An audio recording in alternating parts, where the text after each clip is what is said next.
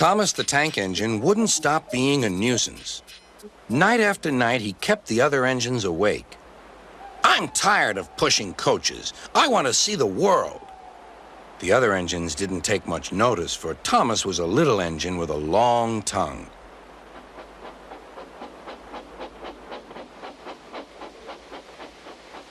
But one night, Edward came to the shed. He was a kind little engine and felt sorry for Thomas. "I've got some freight cars to take home tomorrow. If you take them instead of me, I'll push coaches in the yard." "Thank you," said Thomas. "That will be nice."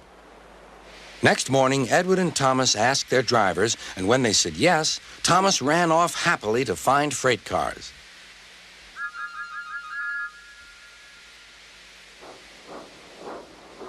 Now, the freight cars are silly and noisy. They talk a lot and don't attend to what they are doing.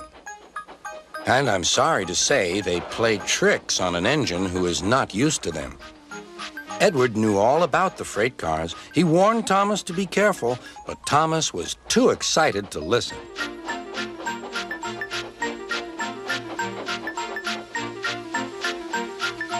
The shunter fastened the coupling, and when the signal dropped, Thomas was ready. The conductor blew his whistle. "Beep, beep," answered Thomas and started off. But the freight cars weren't ready. "Oh, oh," they screamed. "Wait, Thomas, wait." But Thomas wouldn't wait. Come on, he puffed. "All right, don't fuss. All right, don't fuss," grumbled the cars.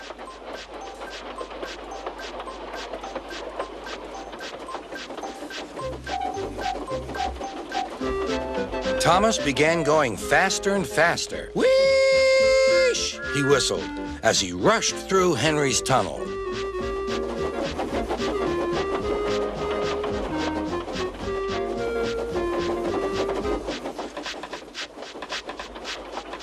"Hurry, hurry," called Thomas. He was feeling very proud of himself. But the cars grew crosser and crosser. At last, Thomas slowed down as he came to Gordon's Hill.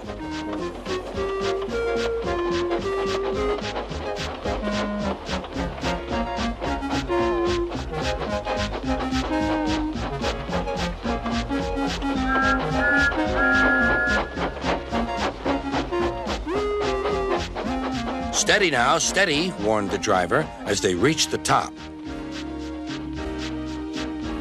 He began to put on the brakes. We're stopping," called Thomas. "No, no, no," answered the cars, bumping into each other. Go on." Before the driver could stop them, they had pushed Thomas down the hill and were rattling and laughing behind him. Poor Thomas tried hard to stop them from making him go too fast. Stop pushing, he hissed. But the cars took no notice. Go on, they giggled in their silly way.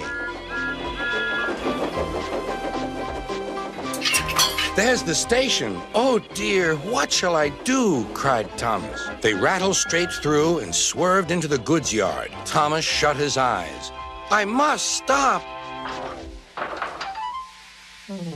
When he opened his eyes, he saw he had stopped just in front of the buffers. There, watching him, was Sir Topham Hatt. "What are you doing here, Thomas?" he asked. "I've brought Edward's freight cars," Thomas answered. "Why did you come so fast?" "I didn't mean to. I was pushed," said Thomas.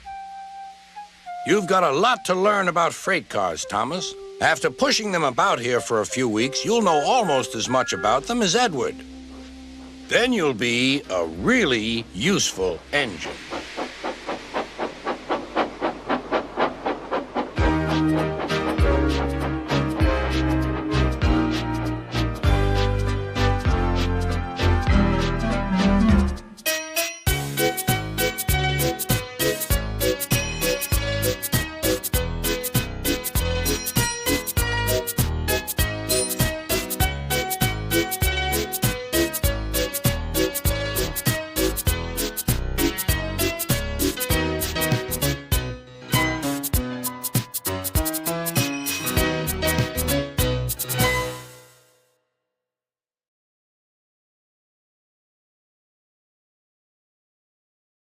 The Luigi is burning.